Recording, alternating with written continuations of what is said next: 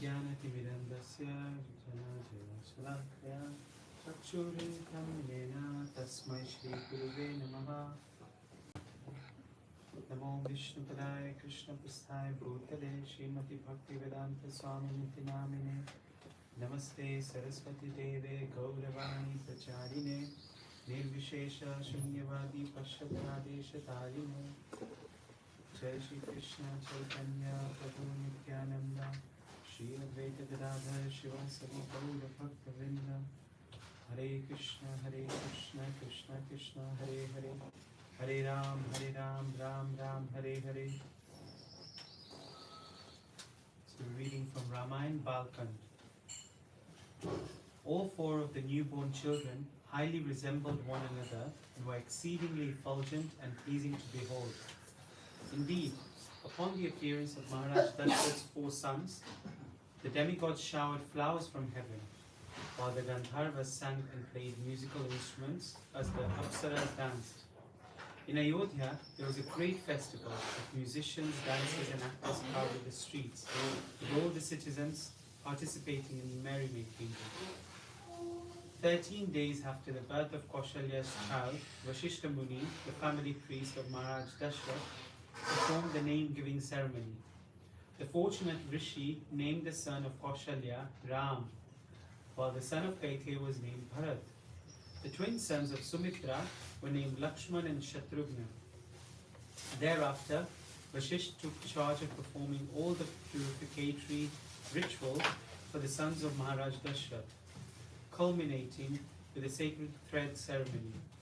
Under Vasishtha's guidance, all four brothers became masters of the Vedas, great heroic warriors and reservoirs of all godly qualities. From birth, however, Ram outshone his brothers in all respects. Quite naturally, he became the favorite son of Maharaj Dashrath. Likewise, from childhood, Lakshman was very attached to Ram. Similarly, Ram was not willing to eat anything or even go to sleep without Lakshman. Whenever Ram went hunting, Lakshman unfailingly accompanied him. Shatrugna and Bharat were also very dear to each other and thus inseparable. After Ram, Lakshman, Bharat and Shatrugna completed their education, Maharaj Dashrath began to consult with his family priest, Vasishtha, about their marriages. During one such discussion, the great and powerful Brahma Rishi Vishwamitra arrived in Ayodhya. When he entered the palace, Maharaj Dashrath and Vasishtha immediately got up from their seats to greet him. After worshipping Vishwamitra properly, Dashrath brought him into the court and seated him on a throne. Maharaj Dashrath greeted Vishwamitra saying, "O foremost of saintly persons, may all your endeavors to conquer repeated birth and death meet with success.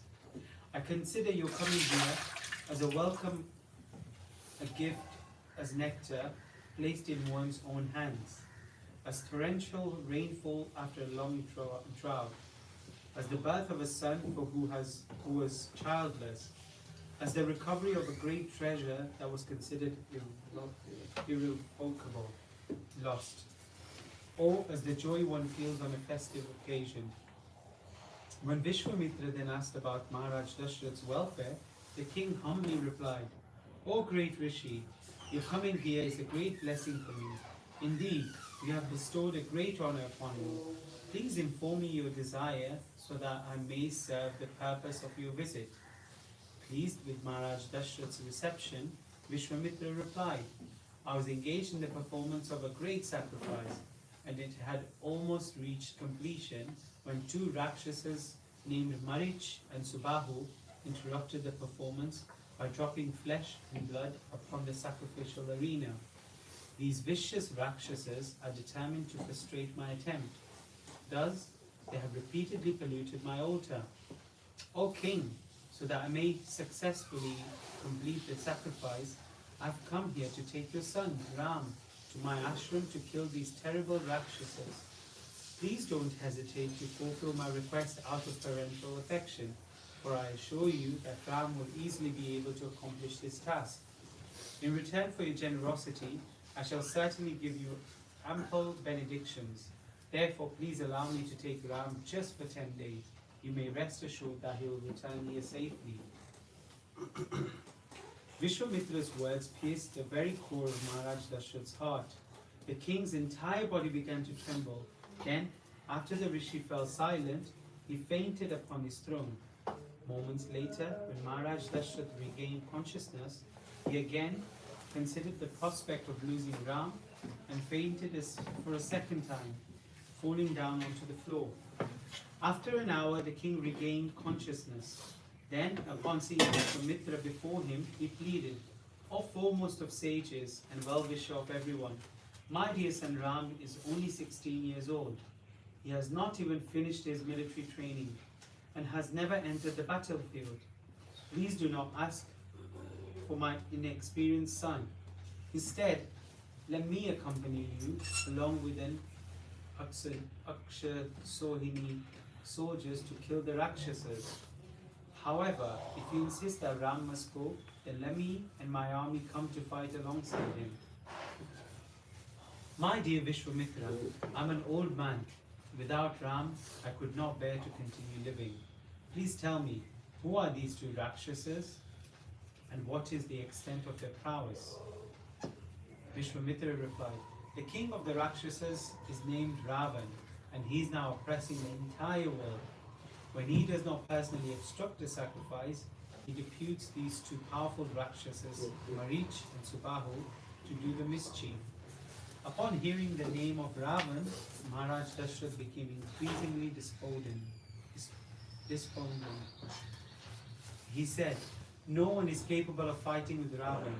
Just these two Rakshasas are too formidable, either for my son or for me. Therefore, O Rishi, I cannot fulfill your request. Indeed, I cannot bear to think of allowing my son to accompany you." Becoming nearly mad with grief, Maharaj Dashrath began to speak incoherently, refusing Vishwamitra's request. Thus, the Rishi became highly insulted and angrily declared, "O foolish king, your impudence will cause the ruin of your dynasty. You have promised to serve me and have now gone back on your word. Such behavior toward a Brahmin has never been heard of in the Raghu dynasty. Therefore, I shall quickly leave this condemned place." Because of Vishwamitra's sudden anger, the earth began to shake, and even the demigods in heaven became afraid. Appraising the situation, Vashisht hurriedly approached Maharaj Dashrath, saying, "O king, do not destroy all your previously acquired merit by abandoning righteousness. You have made a solemn promise and must now fulfill Vishwamitra's request by giving him your son Ram. I do not think you have anything to fear. Formerly, when Vishwamitra was a king, he received celestial weapons from Lord Shiva, which had been born of Daksha's daughters, Jaya and Suprabha. Vishwamitra will surely give these weapons to Ram, as well as the necessary prowess to kill the Rakshasas indeed."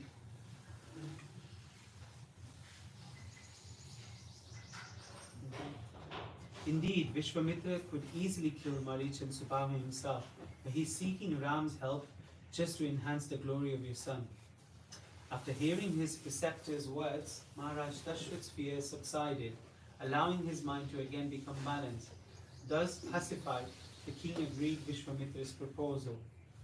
Maharaj Dashrath then summoned Ram to the royal court. Because the two inseparable, Lakshman also presented himself before his father. Maharaj Dashrath affectionately smelled his sons' heads, and the brothers then departed with Vishwamitra's walking in front and Ram and Lakshman following. Their bows in hand, as they left the palace, flowers showered on them from the sky. After walking along the banks of the river Sarayu for 12 miles, Vishwamitra stopped and said, "My dear Ram, please sip some water for purification. I shall now teach you two mantras known as Bala and Ati Bala. After learning them, you will become freed from the influence of fatigue and old age, and also gain incomparable wisdom and strength. Although I know that these qualities already exist in you, I shall want to impart these mantras onto you for your benefit. After receiving the mantras, Lord Ram shone with the brilliance of 1,000 suns. The three then spent the night happily on the banks of the Sarayu and the Ganga. Upon seeing an ashram of rishis is situated there, Ram inquired about its history. Vishwamitra then replied, "This is the very place where Lord Shiva burned Cupid to ashes after the god of love tried to disturb his deep meditation." The next morning, Vishwamitra and the two brothers crossed the Ganga. While in the midstream, Ram could hear the loud sound of cascading water, although there was seemed to no apparent reason for the sound. Asked why this was so, Vishwamitra explained, once Lord Brahma created a lake from his mind. A reservoir of water became known as the Manasa Sarovar. The river Sarayu flows from that lake, and the sound you hear is the water coming down from the Manasa Sarovar and joining with the Ganga. O Ram, you should offer your respects and obeisances at this sacred place. After arriving at the southern bank of the Ganga, Ram saw a dense, uninhabited forest, and thus he inquired, "This desolate forest invokes fear in the heart of whoever beholds it. Please tell me why." Vishwamitra replied, "After King Indra killed the apparent demon Vritrasura, he became overwhelmed by sinful reactions and lost his splendor. To restore Indra to his normal condition, the demigods bathed him in Ganga water, empowered with Vedic mantras.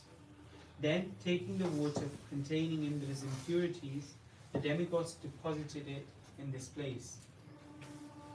Because this land accepted his sinful reactions, Indra gave it the benediction that it would become a very prosperous country. In this way, two flourishing kingdoms named Malad and Karush were established here. Later on, however, a wicked Rakshasi named Tarka came here and began to terrorize the citizens. This Rakshas woman was the wife of Sunda, and their son is Marich, whom I have brought you here to kill. Gradually, all of the inhabitants of this place became so greatly harassed by Tarka that now it remained deserted. My dear Ram, I want you to destroy this she-demon today, freeing this country from its oppression. As long as this Rakshasi lives, no one will even dare to enter the forest." Lord Ram then asked, "O great Rishi, if this is appropriate, please explain how this Rakshasi became so powerful." Vishwamitra replied, "There was once a powerful Yaksha named Suketu who pleased Lord Brahma by his performance of severe austerities. Being childless, Suketu desired a son, but instead Lord Brahma awarded him a powerful daughter. This very beautiful girl was named Taraka, and when she grew up, she was given in marriage to Sunda, the son of Jamba. Later, the sage Agastya cursed Sunda to die. In their attempt to retaliate, Taraka and her son Marich rushed at the Rishi, hoping to devour him. However, Agastya immediately cursed both mother and son to become man-eating Rakshasas. Thus, the beautiful Taraka became transformed into a horrible-looking ogress. Because Agastya Rishi used to meditate in this area, Taraka is obsessed with creating disturbances here." Vishwamitra continued, "My dear Ram, please understand that this Taraka is thoroughly wicked. Therefore, cast aside all hesitation in killing a woman. Remember how Indra formerly killed Virochana's daughter when she desired to ravage the earth. Likewise, Lord Vishnu killed the wife of Brigamuni when she had desired to slay Indra. Please then shake off all uneasiness and prepare yourself to fulfill my command." Receiving this order, Ram twanged his bow. Its awesome sound reverberated throughout the four directions, terrifying all creatures that heard it. When Tarka heard the sound of Lord Ram's bow, she became simultaneously struck with wonder, and, inflamed with rage. She rushed madly towards the place from where the sound had emanated. When Ram saw her approaching, he exclaimed, "Oh Lakshman, just see this hideous and gigantic creature. She's so horrible that pious hearts break at the very sight of her. Still, since this Rakshasi is a woman, I shall not kill her. Instead, I will render her harmless by cutting off her hands, feet, nose, and ears. Thus, mutilated, she will not be able to commit further crimes." Rushing forward, Tarka created a dust storming that temporarily blinded Ram and Lakshman. Then, using her powers of illusion, Tarka created a shower of stones. Regaining his composure, Ram smashed all the rocks to pieces and then quickly cut off Tarka's arms. Simultaneously, Lakshman cut off Tarka's ears, and at Ram's urging, the tip of a nose. However, by utilizing her mystical powers, Tarka immediately disappeared. While remaining invisible, she again began showering stones. With an impassioned voice, Vishwamitra then urged Ram, "O Ram, twilight is rapidly approaching, and at that time the Rakshasa's powers greatly increases. Therefore, give up your merciful attitude and kill Tarka at once." As Ram released a shower of arrows, Tarka suddenly became visible and rushed towards him. Undisturbed, Ram selected an specially powerful golden arrow from his quiver and shot it at the demoness. Although Tarka rushed forward at the speed of Indra's thunderbolt, Ram's single blazing arrow pierced Tarka's chest, causing her to fall to the ground dead, making a tumultuous sound. From the heavens, the demigods applauded and threw down showers of flowers. The Gandharvas and Apsaras began to sing and dance in ecstasy, and great rishis praised the prowess of Lord Ram. The demigods headed by Indra then approached Vishwamitra in private and said, "O Rishi, because Ram has a very important mission to accomplish on our behalf, you should now impart to him all your knowledge of celestial weapons." After saying this, the demigods disappeared, and Vishwamitra, Ram, and Lakshman happily spent the night there. The next morning, Vishwamitra imparted onto Ram his complete knowledge of celestial weapons. When Ram received the mantras for these celestial weapons, the weapons appeared before him in their personified form, saying, "O Ram, please give us your order. What service can we do for you?" Ram replied, "My request is that all of you appear before me when I think of you." After receiving this command, the personified weapons disappeared. Vishwamitra, Ram, and Lakshman continued on their journey. Later in the day, as the party approached Vishwamitra's ashram, known as Siddharshram, Ram inquired from the rishi about the history of that holy place. Vishwamitra then explained, Siddhashram was formerly the abode of Lord Vaman, who dwelt there for many hundreds of millenniums. Once the demigods came to see Lord Vaman, requesting him to approach Bali Maharaj, who was engaged in performing sacrifices. Since the king of the demons had conquered the entire three worlds, the demigods petitioned Lord Vaman to take away his kingdom by begging. Just at this time, Kashyap also happened to arrive at Siddharshram. And after worshipping Vaman with great devotion, he prayed for the Lord to appear as his son. The Lord agreed to do so, and thus he later took birth as the dwarf Brahman son of Kashyap and Aditi. He thus fulfilled the purpose of the demigods by taking away the kingdom of Bali Maharaj and the plea of begging for 3 steps of land. After arriving at his ashram, Vishwamitra immediately set about performing the sacrifice, while Ram and Lakshman, with bows in hand, awaited the arrival of Marich and Subahu. 6 days and nights had passed as the two brothers guarded the sacrificial arena, completely foregoing sleep. Then, on the critical sixth night, when the somaras was about to be extracted, the sacrificial fire suddenly blazed brightly, indicating the imminent arrival of the Rakshasas. Soon thereafter, a fearful clamor was heard in the sky. Marich, Subahu and their followers swooped down without warning, causing torrents of blood, pus, stool, flesh and other contaminated substances to rain down upon the sacrificial altar. Lord Ram then told Lakshman, I will subdue these evil Rakshasas with my weapons, but I shall not kill them, for they are destined to live some more years more. Ram discharged a mighty weapon that struck Marich in the chest and flung him 100 yojanas into the middle of the ocean, but didn't kill him. Then taking up another powerful arrow, Ram pierced Subahu's chest, causing him to fall down dead upon the ground. By invoking a third weapon, Ram drove away all the other Rakshasas.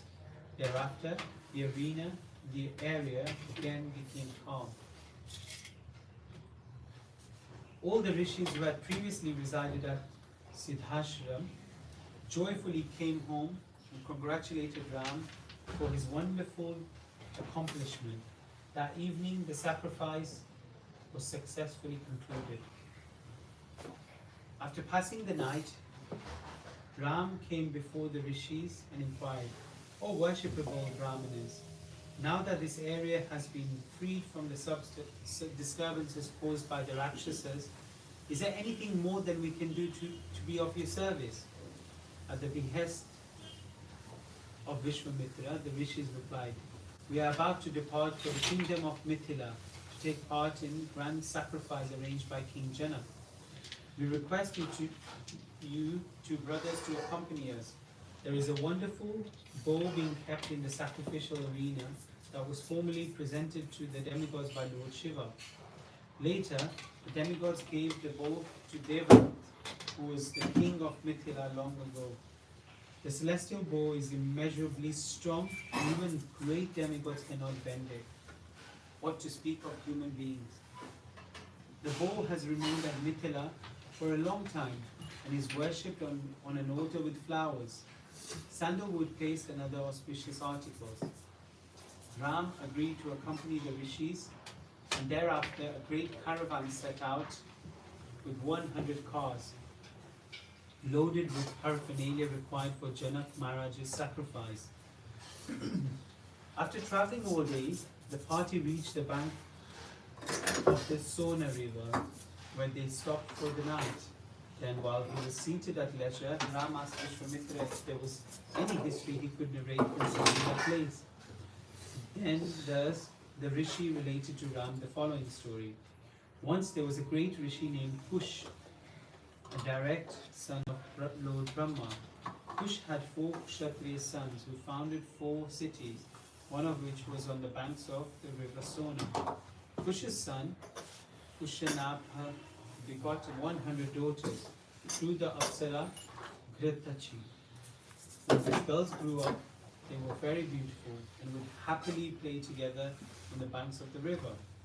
Once the demigod of air, Vayu, happened to see the girls and became captivated by their exquisite beauty. Approaching them, Vayu said, My dear beautiful girls, if you all come become my wives, I shall transform your fleeting human beauty into ever-fresh celestial youthfulness. The girls had no attraction for Vayu, however, and instead of it felt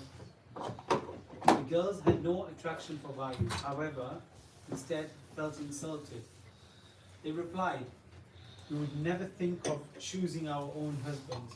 We will only marry according to the choice of our father. Being the daughters of a great Raja Rishi, we certainly have the power to curse you for your vulgar behavior. However, we shall not do so, for we do not wish to diminish the accumulated merit of our austerities. Vayu, who is easily angered, became highly offended.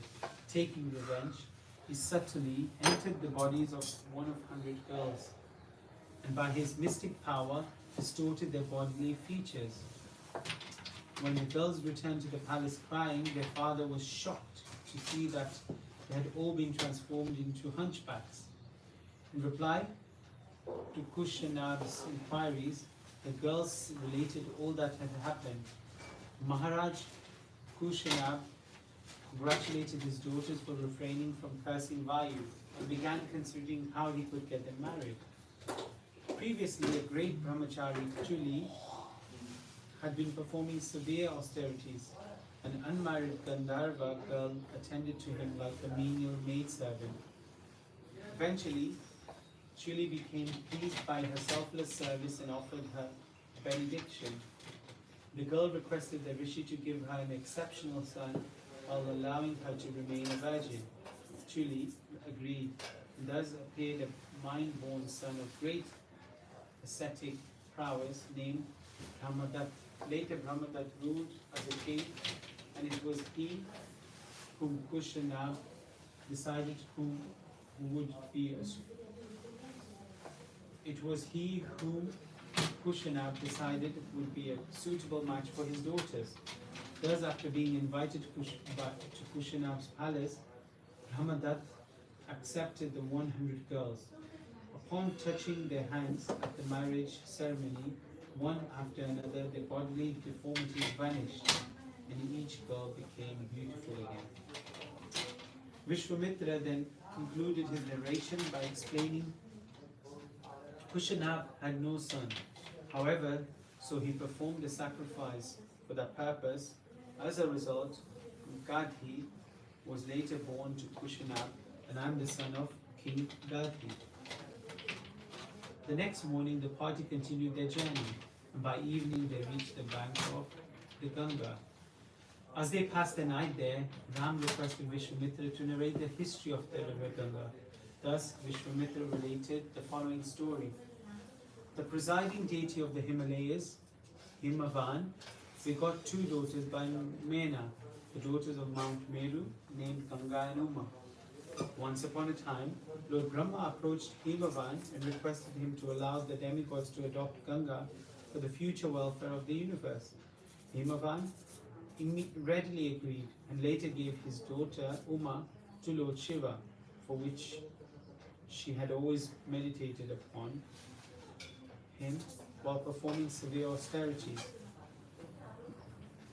After receiving Uma, Lord Shiva began enjoying with her in an uninterrupted conjugal relationship. However, even after passing 100 celestial years in conjugal embrace, no offspring came from their combination. At this time, the demigods approached Lord Shiva and begged, "Please desist from your sexual activities, O Lord, for we fear that the offspring produced will be too powerful for the universe to bear. Instead, we humbly request you to restrain yourself and practice austerities and meditation." Lord Shiva replied, "I accept your proposal, for my heart is actually inclined towards self-realization. However, since my semen has already become unseated from my heart, it will have to be received somewhere." The demigods then suggested, "Let the earth, which can bear any amount of burden, receive your seed." Thereafter, Lord Shiva released his powerful semen, and it proceeded to cover the entire surface of the earth. Upon seeing this, the demigods feared the earth might crack. Thus they began praying to Agni and Vayu, requesting them to devour all the all-encompassing semen of Lord Shiva. In answer to the demigods' prayers, Agni took the help of Vayu and consumed the semen. As soon as the fire god touched it, some of the Lord's semen turned into a white mountain, and a part of that further transformed into a thicket of effulgent white reeds. The rest of the semen remained unchanged and was conserved within Agni. The demigods were elated to see that the earth had been saved from the impending calamity. With grateful hearts, they went to worship Lord Shiva and his wife. However, Uma was very angry with the demigods for interrupting her while she was absorbed in sexual enjoyment. Seeing the demigods before her, Uma cursed them, saying, "Not only remain childless," Uma cursed them, saying, "May all your wives become barren. Likewise, let the earth not only remain childless, but also come to have an uneven surface and be ruled over by numerous kings."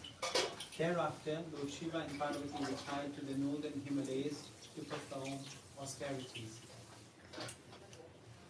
Some time later, when the demigods were being harassed by the demons, they approached Lord Brahma, hoping to acquire a formidable military commander. In reply to the demigod's plea, Lord Brahma advised him, "Because of Parvati's curse, you are unable to produce a child to serve your purpose. Therefore, I suggest that Agni place the semen of Lord Shiva into the womb of Ganga. In this way, a heroic son will be begotten."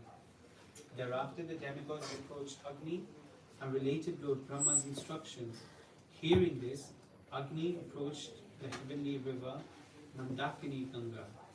He then requested her to accept the semen of Lord Shiva, which he had been holding for a long time.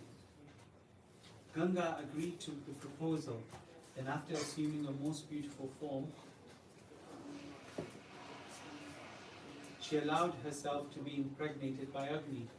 However, soon after receiving the fiery semen of Lord Shiva, Ganga Devi felt an intense agonizing pain.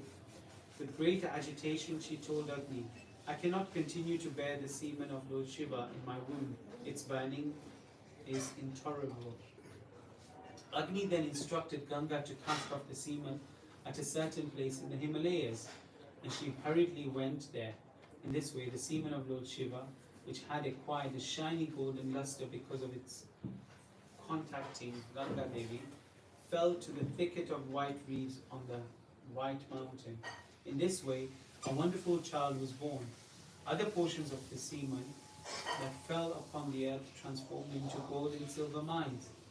Indeed, because of the fierce energy of Lord Shiva's semen, mines of copper and iron were created in distant places. After the birth of their child, the demigods brought 6 goddesses called the Kritikas to nurse him. They assured the woman that the baby would come to be known as their son. For this reason, the baby became known as Kartikeya. The boy was also named called Skanda, to flow, because he had fallen from the womb of Ganga. Because he saw 6 mothers before him, the baby assumed 6 faces to suck breast milk from all of them. Skanda was so strong that when he was only 1 day old, he killed many fierce demons as a commander-in-chief of the demigods. Vishwamitra then related to Ram the story of King Sagar, who long ago ruled the world from his capital Ayodhya. Because Maharaj Sagar was unable to beget a son, he, along with his 2 wives, went to the Himalayas to perform austerities. After some time, the king was benedicted by the great Rishi Bhrigu with the boon that he would receive a son by 1 wife, who would become the perpetuator of his dynasty, while his other wife would give birth to 60,000 more sons. Hearing this, the 2 queens questioned Brigamuni, who would receive the 1 son and who would receive the 60,000 sons. Brigamuni replied that the decision would be left to them. Thus, Keshini, the elder queen, chose to have a single son who would perpetuate the Ikshvaku line. Sumati, the sister of Garuda, chose to have 60,000 sons. Maharaj Sagar returned home, and in due course, a son was born to Keshini and given the name Asamanjasa. Sumati, however, gave birth to a lump of flesh. shaped like a bitter melon. Shortly thereafter, when the lump was opened up, 60,000 embryonic sons emerged. They were immediately placed in jars of ghee by their nurses until they could complete their development. Later, when these 60,000 sons began growing up, their cruel elder stepbrother, Ashamanjasa, began to throw them into the river Sarayu, laughing with great pleasure to see them down. Being very aggrieved to the vicious behavior of his son, Maharaj Sagar finally decided to exile Ashamanjasa from the kingdom. And although he kept the son of Asamanjasa, Anshuman, who was loved by all the subjects. After some time, Maharaj Sagar inaugurated the performance of a horse sacrifice, with Anshuman protecting the challenged horse as it wandered over the earth. However, during the performance of the sacrifice, King Indra appeared in the guise of a Rakshas and stole the horse from the sacrificial arena. The priest fervently urged Maharaj Sagar to recover the horse at all costs. He warned that if the sacrifice remained incomplete, it would be most inauspicious. Maharaj Sagar then ordered his 60,000 sons to search the entire earth for the horse, allotting each of them one square yojana. He further instructed his sons that if the horse could not be found elsewhere, they should look below the earth. Thus, as Maharaj Sagar and his grandson Anshuman waited at the sacrificial arena, the 60,000 princes searched the entire earth. When they were unable to find the horse anywhere, the sons of Sagar began digging into the earth. Also, however, upset the inhabitants of the lower world, such as the Nags. Indeed, even the earth herself became extremely disturbed. Seeing this, the demigods approached Lord Brahma and petitioned him to set right the situation. Lord Brahma pacified the demigods, explaining that since the earth was a consort of Lord Vishnu, the Lord, in the form of Kapil, would soon annihilate all 60,000 sons of Sagar. Even after digesting up the earth and killing many living beings in the process, the sons of Sagar could not find the sacrificial horse and thus returned to their father disappointed. When the 60,000 princes inquired from their father what they should do next, the king ordered them to continue digging further down until the horse was found.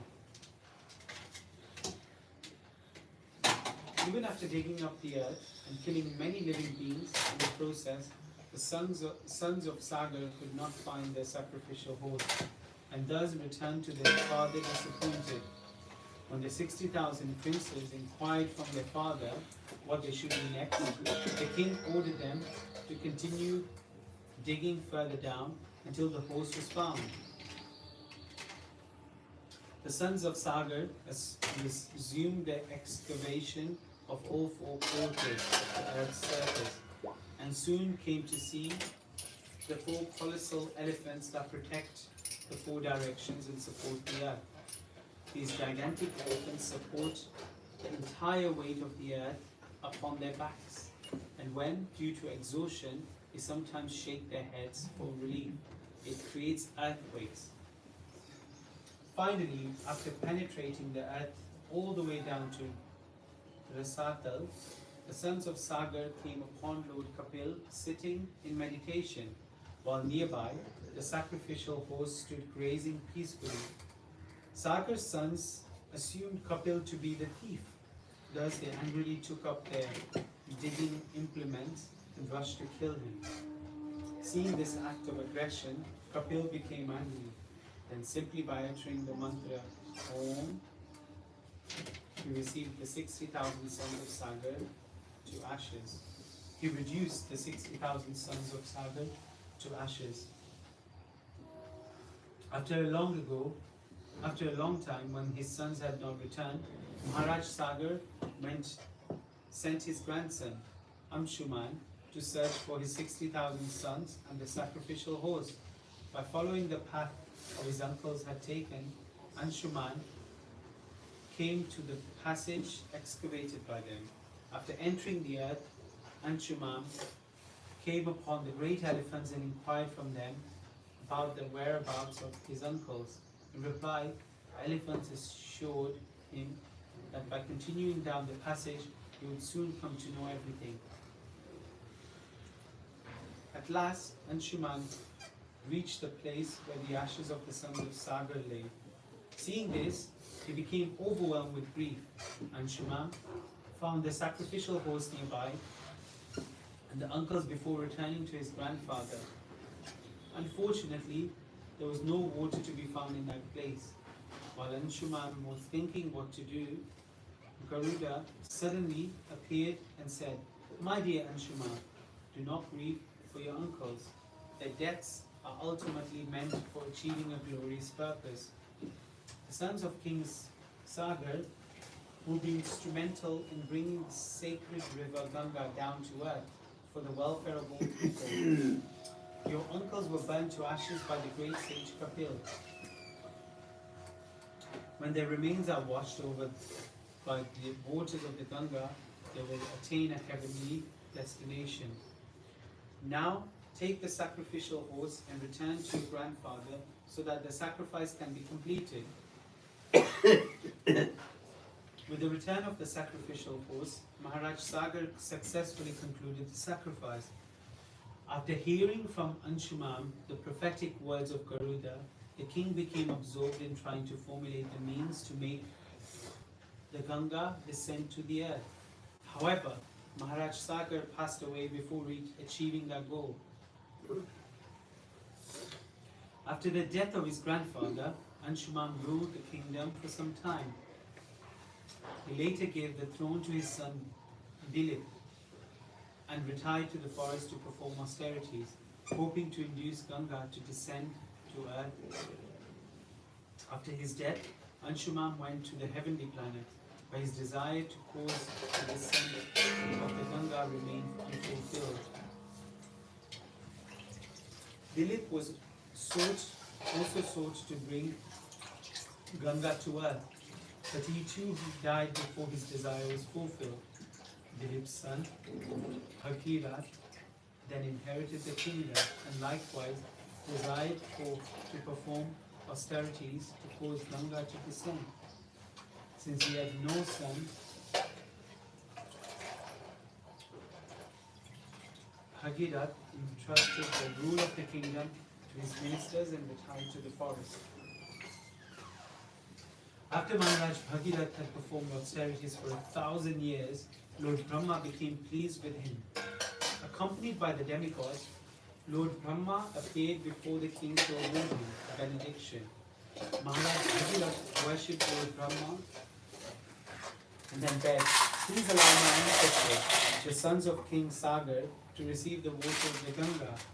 In addition, kindly benedict me to have a son." Lord Brahma replied, "I agree to award you these benedictions. However, the earth is incapable of bearing the weight of the Ganga's descent. You should request Lord Shiva to absorb the impact of the holy water, for only he is powerful enough to do so." Determined to gain Lord Shiva's favor, Maharaj Bhagirath began performing severe austerities. He stood motionless on the tip of a single toe for 1 year. At that time, Lord Shiva was pleased to appear before the king. When Maharaj Bhagirath expressed his desire, Lord Mahadev agreed to bear the force of the Ganga's falling water upon his head. Soon afterward, the Ganga began to descend toward earth from her course in the heavenly planets. All the demigods assembled to witness the spectacle. However, when Ganga Devi saw Lord Shiva prepared to take upon his head, she considered that his contact would contaminate her. Thus, upon seeing the expression of disgust displayed by Ganga Devi, Lord Shiva became insulted. In retaliation, he angrily captured her and concealed her waters within his matted hair, thwarting her descent to earth. When Maharaj Bhagirath saw how Ganga had become entangled, he resumed his austerities. Finally, Lord Shiva gave up his anger and released Ganga Devi, allowing her to fall into the Bindu Sarovar in the Himalayas. Afterwards, the Ganga split into 7 streams. 6 of them formed other rivers, while the 7th followed Maharaj Bhagirath as he rode upon his royal chariot.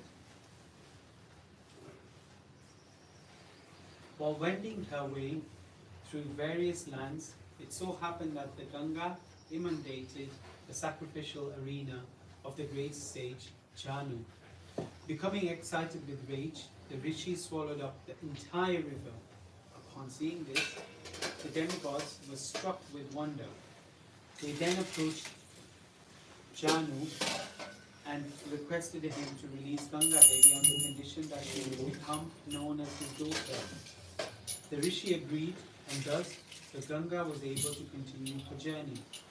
Finally, the Ganga reached the site that had been excavated by the sons of Sagar. By entering that great crevice, the Ganga went down to the Shatal.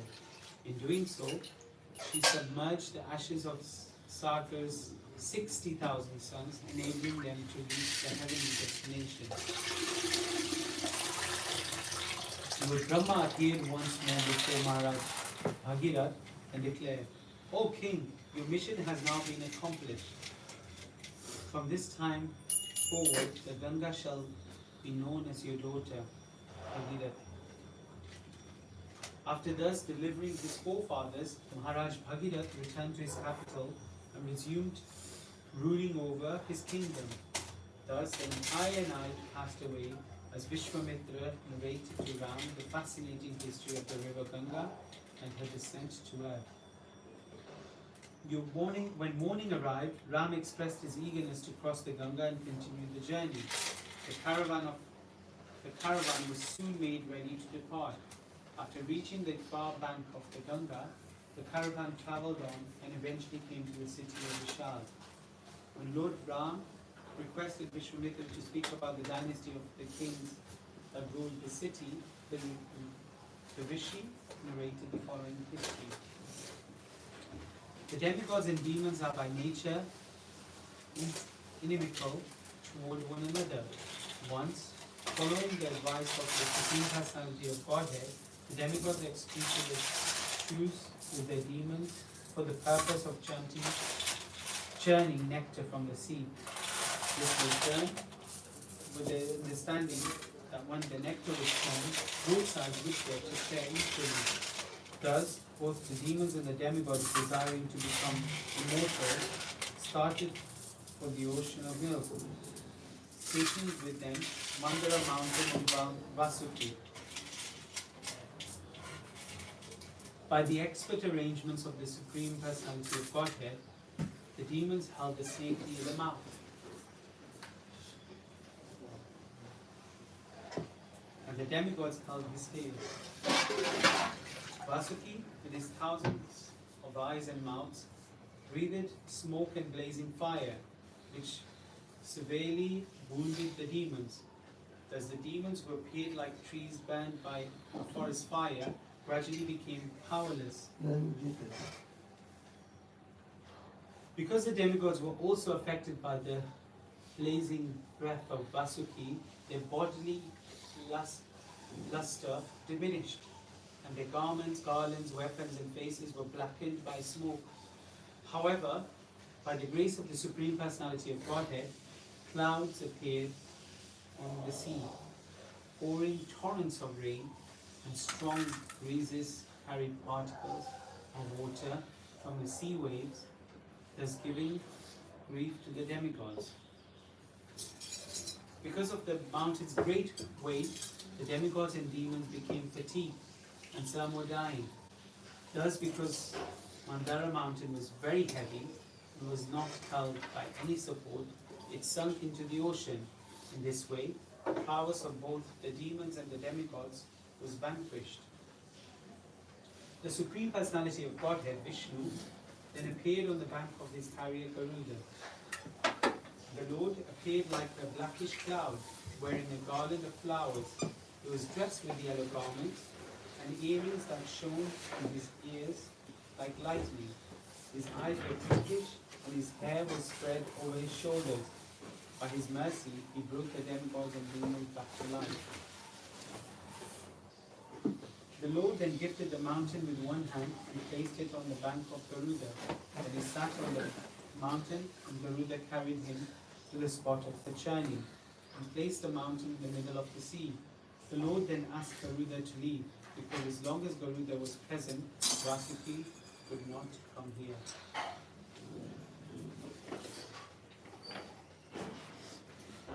The Supreme Personality of Godhead, appearing in his incarnation as Kurmavatar, a gigantic tortoise, supported the mountain upon his back as he lay at the bottom of the ocean. Then Lord Vishnu used his strong glorious arms, which awarded fearlessness throughout the universe, and took hold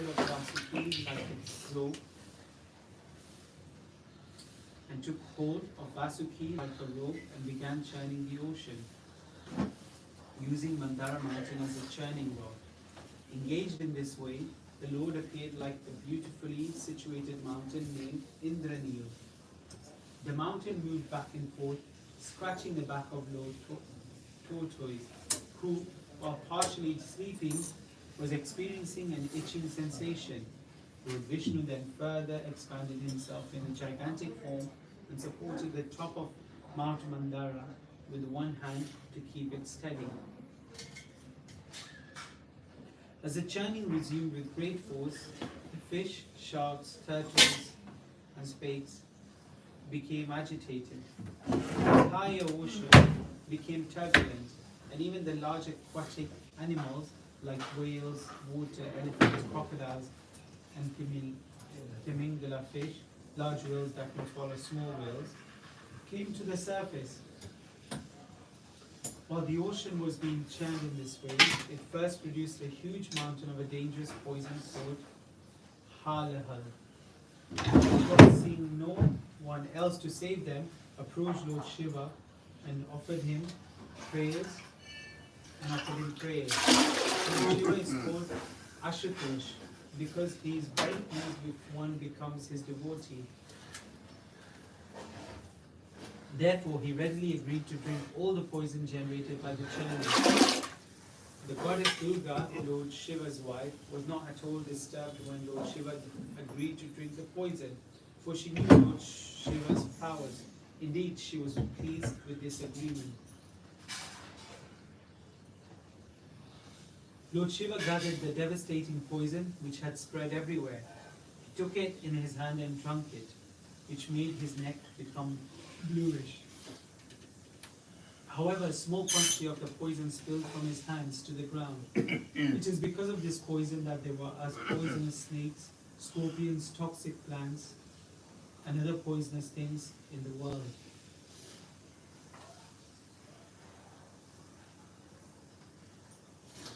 Thereafter, in the course of churning the milk ocean, 600 million apsaras were produced, and because neither the demigods or demons accepted them, they became prostitutes.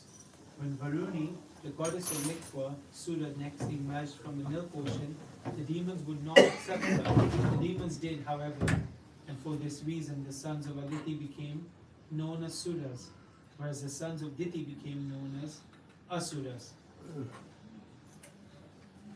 Finally, after many years, Lord Vishnu, in the form of Dhanvantari, the inaugurator of the medicinal science, appeared from the ocean of milk, holding a water pot, filled with nectar in one hand and a staff in the other. A great fight ensued between the demigods and the demons over the nectar. When both sides neared destruction, demons took possession of the nectar. Lord Vishnu then assumed the form of Mohini Murti.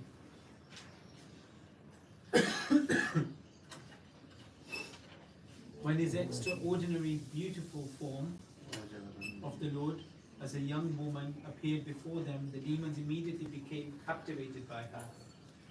Because the demons were then fighting among themselves to possess the nectar, they selected this beautiful woman to settle their quarrel. Taking advantage of their weakness, Mohini, the incarnation of the Supreme Personality of Godhead, enticed the demons to promise that whatever decision she gave, they would agree to. When the demons made this promise, Mohini Murti had the demigods and demons sit in different lines so that she could distribute the nectar. Mohini Murti approached the demons and spoke graciously to them. The demons thought themselves most fortunate to talk with her. Since the demigods were seated at a distance place, the demons thought they would get only a small portion of the nectar. Instead, the demons concluded that because Mohini Murti appeared so pleased with them, she would give the demons all the nectar.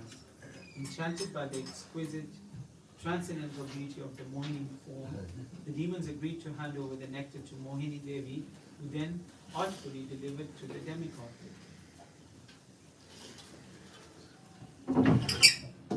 The demons were so captivated by the tricks and friendly words of Mohini Murti that although the demigods were served first, the demons were pacified merely by her sweet words. The Lord said to the demons, "The demigods are very miserly and are excessively anxious to take their nectar first, so let them have it first. Since you are not like them, you can wait a little longer. You are all heroes and are therefore pleased with me. It is better for you to wait until after the demigods drink it."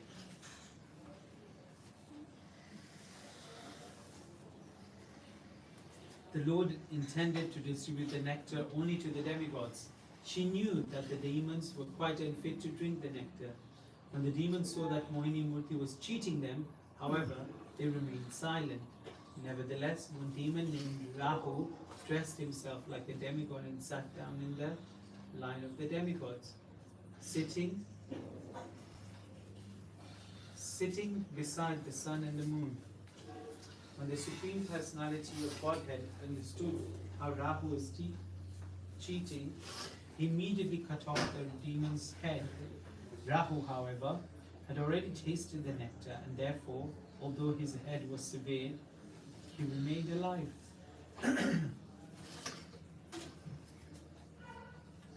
After the demigods finished drinking the nectar, the Supreme Personality of Godhead assumed his own form and quickly carried off the nectar by an act of deception. When the demons opposed her, Mohini Murti easily vanquished them, and thus enabled Indra to become the undisputed ruler of the three worlds. Upon seeing the defeat of her son, Diti became very unhappy and began performing austerities with the aim of obtaining a son capable of killing Indra in revenge. Nor does Stop here. Think about it.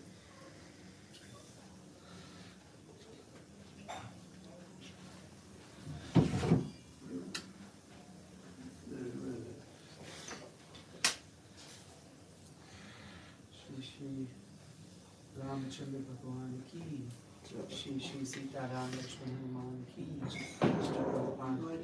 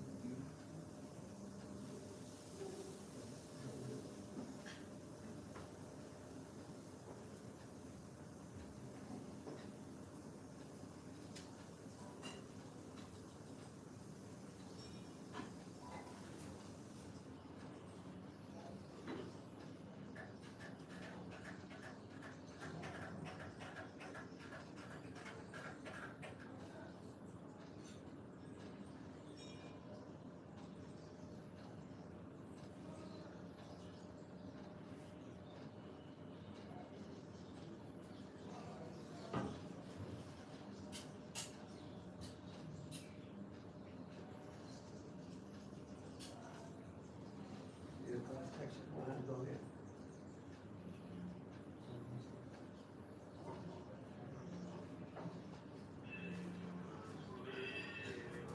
Religion.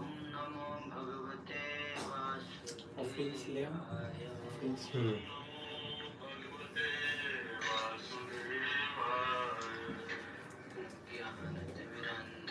ज्ञानाञ्जनशलाकया चक्षुरुन्मिलितं येन तस्मै श्रीगुरवे नमः।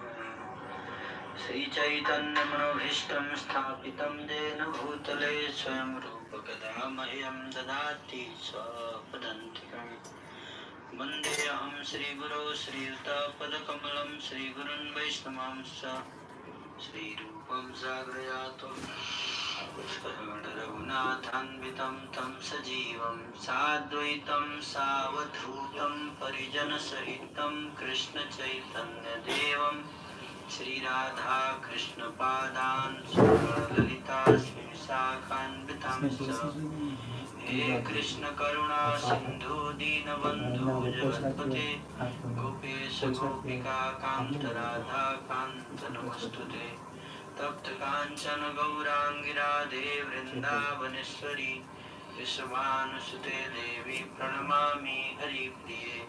वाञ्छाकल्पतरुभ्यश्च कृपा सिन्धुभ्येव च पतितानां पावनेभ्यो वैष्णवेभ्यो नमो नमः। जय श्री कृष्ण चैतन्य प्रभु नित्यानंद श्री अद्वैत गदाधर शिवासादि गौर भक्त वृंद।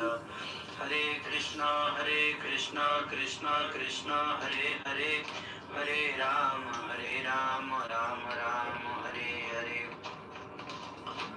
कूजन्तं राम रामेति मधुरं मधुराक्षरम् आरुह्य कविता शाखां वन्दे वाल्मीकिकोकिलम्। वाल्मीकिमुनिसिंहस्य कवितावनचारिणः शृण्वन् रामकथानादं को न याति परां गतिम्। यः पिबन् सततं राम चरितामृतसागरम् अतृप्तः तं मुनिं वन्दे प्राचेतसम् अकल्मषम्। गोष्पदीकृतवारिशं मशकीकृतराक्षसम् रामायण महामाला रत्नं वन्दे नीलात्मजम्। अञ्जनानन्दनं वीरं जानकी शोकनाशनं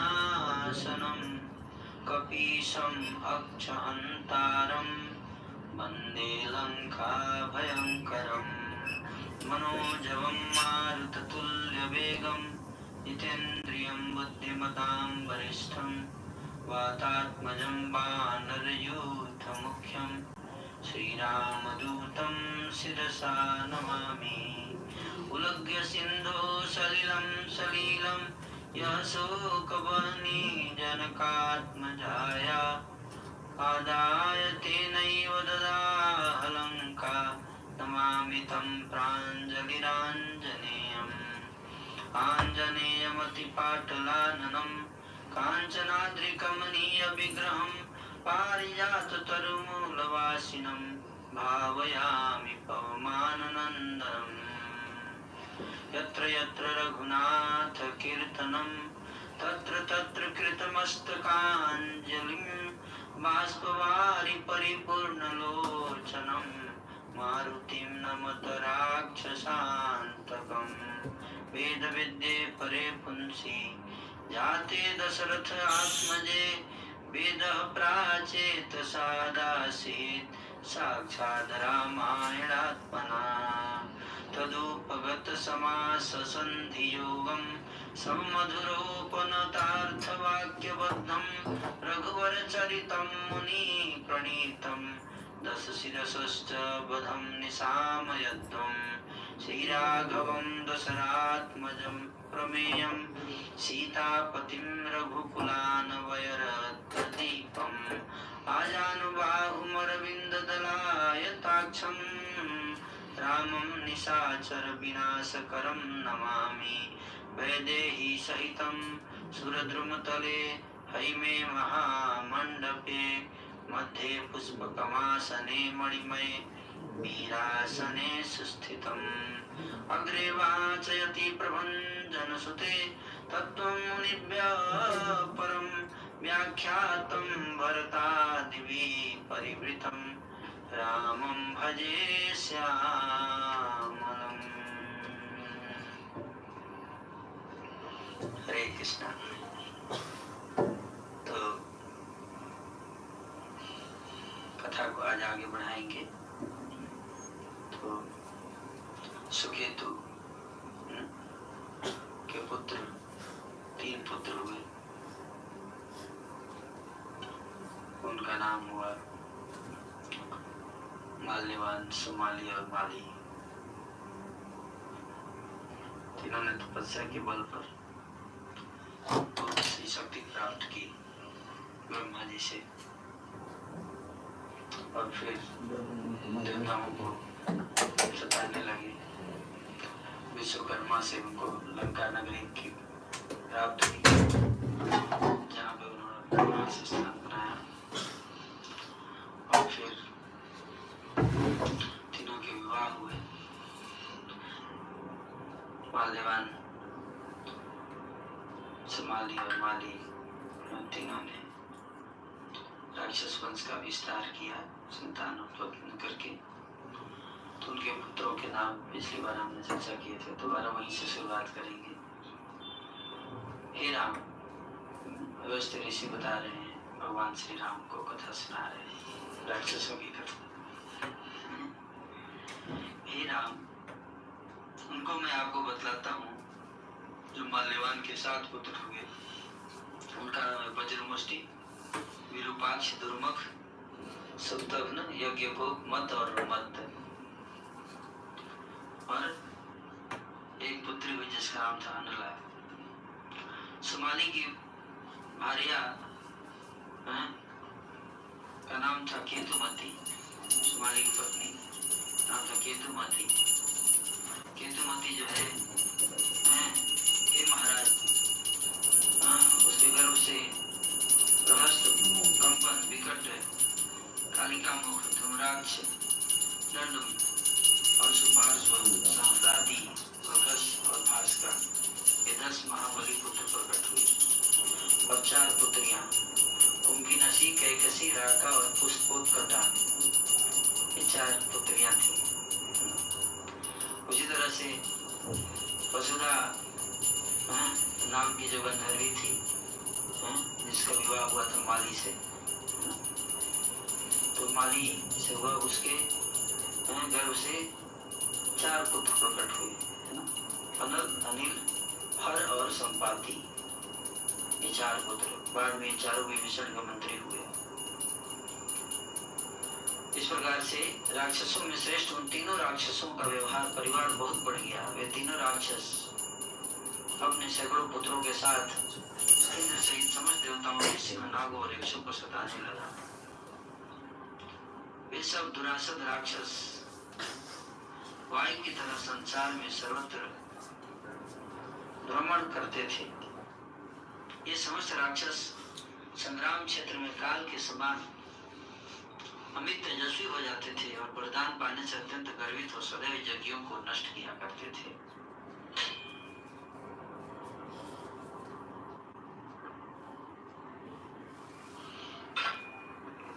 तो यहाँ तक हमने पढ़ा था पिछली बार। अब 6ठा सर्ग आज पढ़ेंगे। त्रैवयमाना देवांच ऋषयश्च तपोघना पर्याति शरणं जगमु देवदेवं महेश्वरम् जगत्सृष्ट्यन्तकर्तारम् अजम् अव्यक्तरूपिणम् आघातकारणं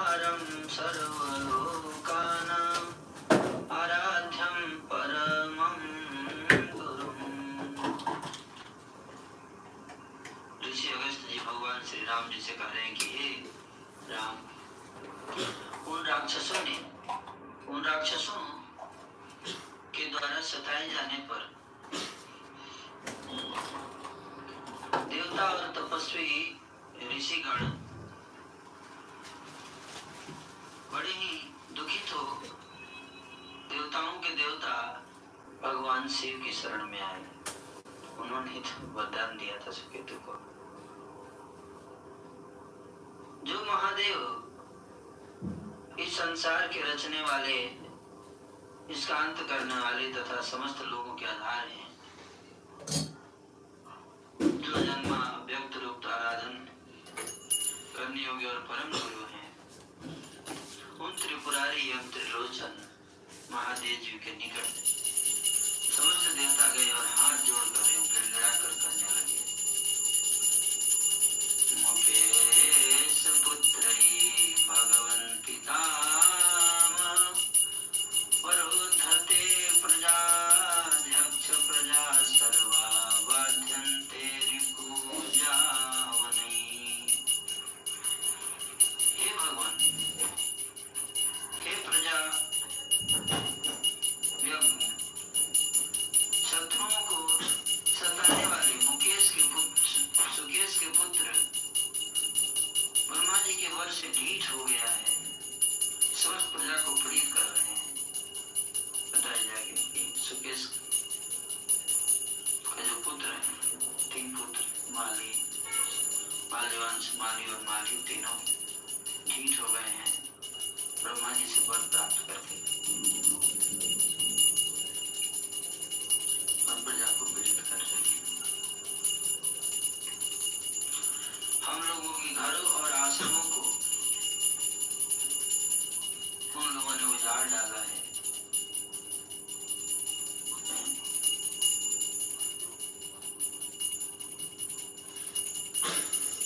और स्वर्ग से हम लोगों को निकाल कर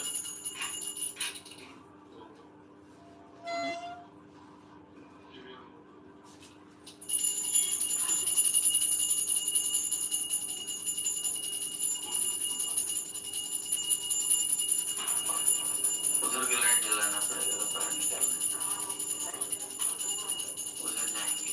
ये लाइट बंद करके बाहर की लाइट जला देंगे ना, बाहर चले जाएंगे। ज्यादा लाइट बाहर करेंगे, जिधर ज्यादा लाइट होगा उधर जाएंगे, है ना।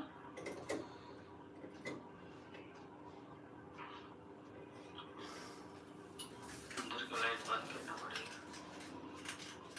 बाहर की लाइट चले गए ना।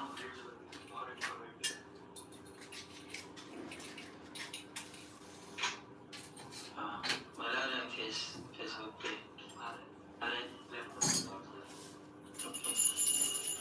कीड़े आ गए हैं थोड़ा, इसलिए भगाने के लिए लाइट बंद किया गया और अपने आप चले जाएंगे।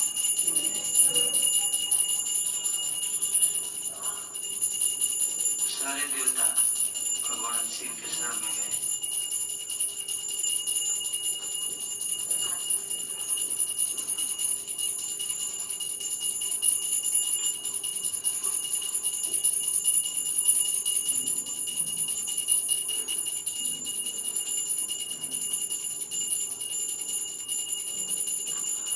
शरणान्य शरण्यानि हि आश्रमाणि कृतानि न सर्गाच्च देवान् प्रचाव्य स्वर्गे गृह्णन्ति देववत्। देवता लोग भगवान शिव से प्रार्थना करते हैं, कहते हैं कि हे प्रभु, हम लोगों के घरों और आश्रमों को उन लोगों ने उजाड़ डाला है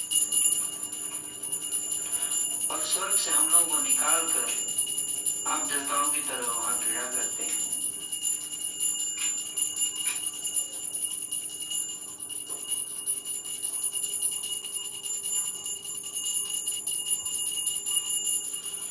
देवताओं को भी देखिए स्वर्ग पे असुर राक्षस घुस जाते हैं। देवता लोग इनकी पूजा करते हैं संसार में लोग, और देवता लोग भी सुरक्षित नहीं है, इससे पता चलता है।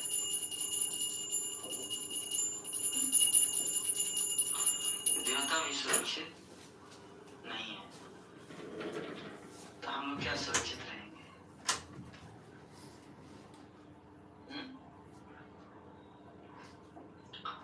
हम लोग तभी तक सुरक्षित है जब तक भगवान सुरक्षा दे रहे हैं।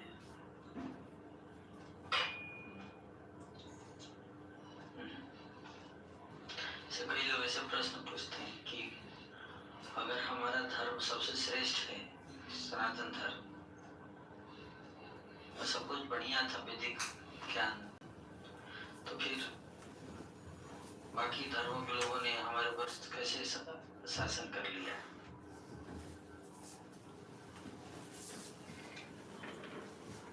हम हार कैसे गए युद्ध में, है ना? यही बात होगी जैसे देवता लोग कैसे हार जाते हैं असुरों से कुछ समय के लिए, है ना? देवता लोग असुरों से हार जाते हैं, क्यों? ये सृष्टि का नियम है, बैलेंस करने के लिए, क्योंकि अगर हमेशा देवता जीतेंगे ना तो एक समस्या हो सकती है। क्या हमेशा अगर बीजेपी जीते तो क्या होगा जानते हैं? चांस रहेगा कि डिक्टेटरशिप आ जाए, मोनोपोली जिसको बोलते हैं ना, मोनोपोली। मार्केट में अगर एक ही कंपनी हो किसी चीज की, तो मनमाने ढंग से दाम बढ़ा देगा ना, है कि नहीं? इसलिए हमेशा दो कंपनी, ताकि एक दूसरे को चेक करती रहे। वो क्वालिटी घटाएगा तो दाम बढ़ाएगा, तो दूसरा जो है उसके लोग उधर चले जाएंगे खरीदने के लिए। तो इसी तरह से देव और असुर है। देवता लोग अगर जब ढीले होते हैं, तपस्या नहीं करते, ढीले होते हैं और मौज मस्ती में बिजी हो जाते हैं भगवान की भक्ति को छोड़कर, तो फिर भगवान क्या करते हैं? असुरों की शक्ति बढ़ा देते हैं। असुर आगे फिर ठीक करते हैं उनको। उसी तरह से जब सनातन धर्म के लोग ढीले हो जाते हैं, तो विलास में लिप्त हो जाते हैं, धर्म की भावनाओं को कमजोर कर देते हैं, तो फिर बाकी लोग हावी हो जाते हैं। फिर तो बता रहे हैं कि देवताओं को स्वर्ग से निकाल कर बाहर कर दिया था। देवता लोग स्वर्ग उनके घरों पे कब्जा कर लिया,